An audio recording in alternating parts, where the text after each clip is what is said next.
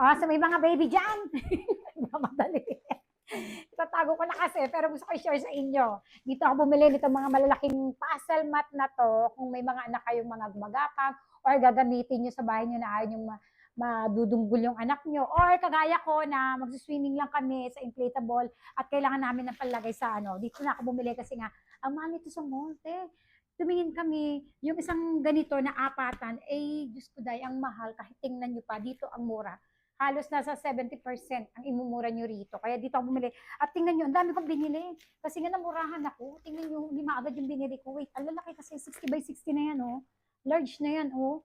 Dami, sa dalawa, tatlo, apat, lima. Lima na yung binili ko na tig-aapat. Sabi ko, para malawak, para just in case na, wag naman, no, madulas, madapa yung bata habang nag-swimming kami. Eh, malambot yung, maano nila, yung, tumama yung fit nila, di ba? O yung siko nila, yung tuhod nila, malambot. Yun yung purpose ko doon. Ayan, sa may mga bata dyan,